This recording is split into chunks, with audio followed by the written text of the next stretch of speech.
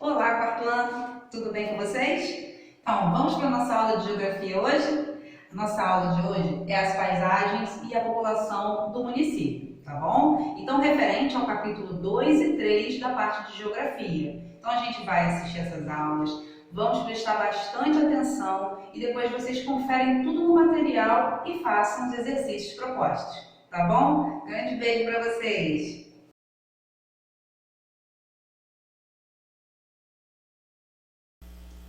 Olá pessoal, então hoje nós vamos ter as nossas finalizar o nosso conteúdo de geografia, né, que a gente vai ver os nossos dois últimos capítulos, capítulo 2, paisagem do município, e capítulo 3, a população do município, tá? E esses aqui são os conteúdos.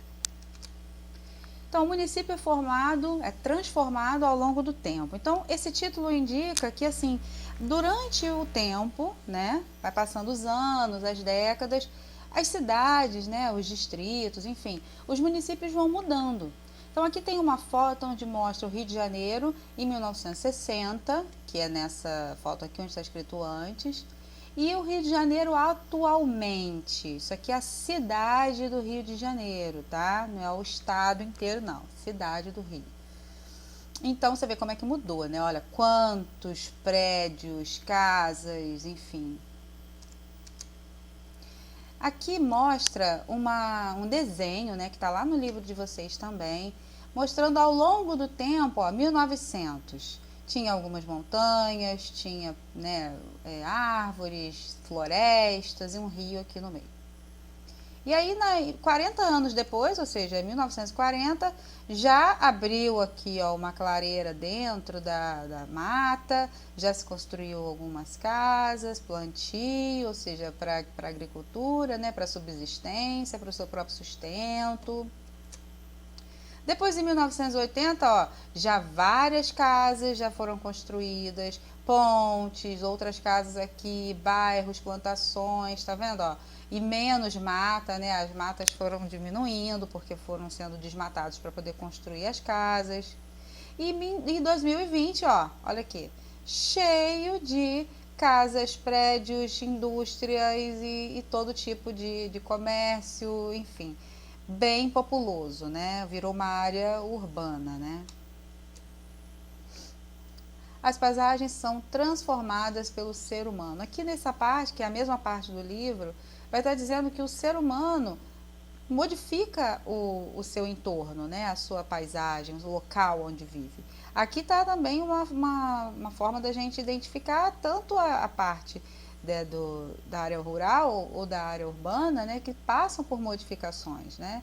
Aqui tem uma pastagem, ou seja, visivelmente é um local de área rural, aonde com certeza a pastagem de gado, ou seja, a criação de gado.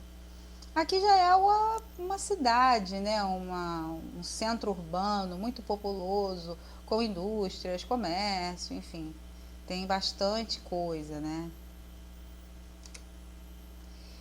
As paisagens são transformadas pela natureza. Então, se o ser humano transforma as paisagens para seu próprio benefício, que no caso é criar coisas, né? Indústrias, fábricas, moradias, enfim, o meio ambiente, a natureza também se transforma, só que de uma forma natural, de uma forma sem impacto, né?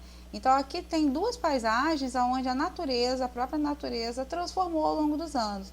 Essa paisagem aqui é no Rio Grande do Norte, né, que foi transformada pela água do mar, ou seja, a própria água do mar foi modificando essas rochas, que é a erosão, né, a erosão dos rios e dos mares. Isso ocorre desde sempre, milhões de anos atrás. A erosão ela pode ser causada por diversos fatores, né? Isso a gente já sabe. Erosão dos ventos, erosão dos rios, dos mares, erosão do próprio ser humano, da água dos rios, enfim. E esse desgaste aqui também foi feito pelos ventos, óbvio, também ao longo dos anos, né? Não foi uma coisa rápida. A gente tem que lembrar que a erosão é uma situação bem lenta, um desgaste muito lento. E foi esculpida, como se fosse esculpida à mão, mas na verdade foi uma coisa causada, né? Foi um monumento, né? Lindo, mas causado pela erosão da natureza mesmo. Aqui tem duas fotografias para a gente poder ver o estudo da fotografia, no caso da gente observar a passagem do tempo e da transformação, né?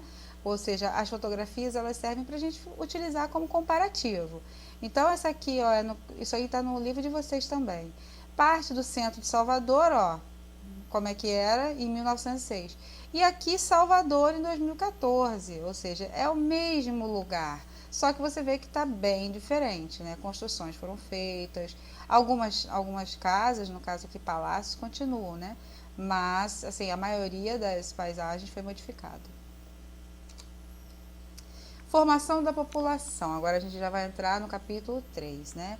A população do município, a população das cidades, dos estados, enfim, de todos os países, né? Essa população, no caso, ela é composta de etnias, né? Ou seja, a gente tem origens. Quais os povos que dão origem à nossa população? No caso do Brasil, o Brasil é composto por origens de várias populações. Então, a primeira grande origem nossa são os indígenas, né? Que foram os habitantes que estavam aqui quando os portugueses chegaram. Então, o Brasil já era habitado, né? Já era dos indígenas. Os europeus, que foram os colonizadores, europeus a gente não pode falar só português, que a gente sabe que o Brasil foi colonizado por diversos tipos de europeus, né? Então tem portugueses, tem holandeses, tem franceses, tem espanhóis e assim por diante. Os africanos, óbvio, porque todo mundo sabe que em um dado momento da história, para poder ter mão de obra, os portugueses trouxeram da África mão de obra escrava da África, né? Então, assim, foi um dos episódios mais vergonhosos da humanidade, que foi a escravidão. Então, vieram os africanos, né, para cá e trouxeram junto com eles sua cultura, seus costumes, né? E os imigrantes, porque o Brasil é lotado de imigrantes. Então, o próprio fato da colonização já é imigrante, né? Então, a colonização já veio, europeus de tudo quanto é países. E a gente vai ter também, sem ser europeus, outras nacionalidades. Então, tem japoneses, tem alemães, turcos, sírios, libaneses. Então, aqui essa imagem mostra muito assim a fisionomia dos vários povos que compõem, né, que deram origem ao que a nossa população é hoje. Essa foto é mais atual e aqui está dando para enxergar que tem povos de todo tipo de fisionomia, né, todo tipo de jeito do rosto que você identifica que sejam de países diferentes e que compõem a nossa cultura, que fazem parte do nosso povo, né? Então, a população urbana e rural do município. Então, isso a gente já estudou. Na matéria do teste, a gente já viu que existe a população urbana, que vive nas cidades, e a gente tem a população rural, que vive no campo, correto? Beleza. Só que aqui está fazendo um comparativo. Essas barrinhas, ó, elas têm cada uma cor que dá referência a um tipo de população. A barrinha que é mais escura, olha para cá na legenda, é a da população urbana. E a barrinha que é clara é da população rural.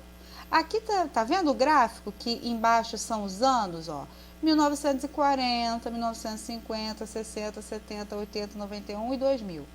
Então, é a passagem do tempo. E aqui é em número de habitantes, tá? Milhões de habitantes. Então, o que acontece? Ao longo do tempo, a população, né, o rural e o urbano, o número foi se alterando aí. Vamos observar, ó. Em 1940, tem mais população, no caso, ó, o escuro é urbano, tem mais população rural do que urbana, certo? Em 1960, cresceu um pouquinho a população urbana, ó. Em 1960, olha, tá quase numa igualzinha, tanto como se fosse meio a meio, tá quase lá. Agora, em 1970, a população urbana aumentou muito mais que a população rural. Então, foi aumentando a quantidade de pessoas que viviam nas cidades. Aqui em 1980 aumentou muito mais. Ó, a tendência, gente, se você olhar o gráfico, ele vai crescendo, certo? A população rural é como se ela se mantivesse estável, ela sem mudança quase nenhuma. Agora, a população urbana, a tendência foi sempre o crescimento. E a tendência do crescimento é até hoje, tá? Aqui o exercício, também tem no livro, e a gente tem uma tabela e vocês vão responder essas questões com base na tabela, tá? Então aqui tem população rural, urbana e a população total. População total é a soma, tá? Disso e disso, é a soma. Então vocês vão fazer o exercício com carinho, com atenção e escreve no caderno, tá? Modo de vida no espaço rural. Poxa, isso a gente já sabe, né? Então vamos só rever. Então no espaço rural a gente tem o quê? Plantio, colheita, criação de animais, ou seja, agricultura, pecuária, extrativismo. A gente também tem as questões de turismo ecológico, por exemplo, trilhas, acampamentos, esporte, cavalgadas. O modo de vida no espaço urbano, ele é mais atribulado, né? Ele é mais movimentado, então vai ter cinemas, shoppings, teatros, né? Lanchonetes, restaurantes, mercados muito grandes. Os transportes públicos geralmente são bem lotados, com muitas pessoas, como ônibus e metrôs. E aqui a última parte do capítulo 3, a gente está falando do mapa e das partes que compõem o mapa, ou seja, a representação dos municípios no papel é o mapa, correto? Então, todo mapa ele vai ter esses 5 elementos aqui. Primeiro elemento do mapa, título. Todo mapa tem que ter um título, tá? A gente não pode pegar um mapa do nada sem colocar um título nele. Esse mapa aqui ele tem o assunto tratado. Qual é o assunto desse mapa? Qual é o intuito? É mostrar pra gente o município de Curitiba, no estado do Paraná, e os seus municípios vizinhos. Show! Todo mapa tem legenda, ou seja, se você quer mostrar alguma coisa no mapa em específico, você vai colocar uma legenda. Se você pode botar legendas de diversas cores. Aqui no caso da legenda, tá nesses pontinhos aqui, onde indica a capital, e vai ter os pontos pretos, que são as cidades, e os limites, que são essas linhas vermelhinhas, né, ou cinzas. A fonte, ou seja, a gente não tira o mapa da nossa cabeça. Eu não fiz o mapa, né? E ninguém aqui faz mapa a não ser os especialistas nisso. Então, já que a gente não faz, a gente copia de algum lugar. Mas para a gente copiar de algum lugar, a gente tem que dizer de onde que a gente copiou. Então, vem aqui a fonte, tá? No caso dessa fonte aqui, é o Atlas Geográfico do Estudante. Todo mapa também tem escala. O que é escala? O mapa, gente, é uma representação de uma realidade, tá? O município de Curitiba não tem esse tamaninho pequititinho, é muito grande. Então, a escala, ela indica em quantos quilômetros reais para a gente colocar em centímetros no papel. Então, vamos supor, a cada 5 quilômetros é 1 centímetro, entendeu? É uma escala, é uma proporção. É só para a gente ter uma ideia. E aqui a rosa dos ventos, né, que indica os pontos cardeais. Norte, sul, leste, oeste, tá bom? Vamos praticar, né, fazer os exercícios. Olha, mesma coisa do História. Parece que é bastante página, mas é porque cada página tem um exercício pequenininho. Ou é uma interpretação de texto, ou é 1 ou 2 exercícios, enfim. Mas eu coloquei todas as páginas para vocês não esquecerem de fazer, tá bom? E num outro momento eu vou publicar um outro vídeo corrigindo todas essas páginas e liberando para vocês também os exercícios de fixação, tá? Olha, um grande beijo, bons estudos, se concentrem, eu estou sentindo muita saudade de vocês, espero que a gente fique junto novamente bem em breve, tá bom? Grande beijo!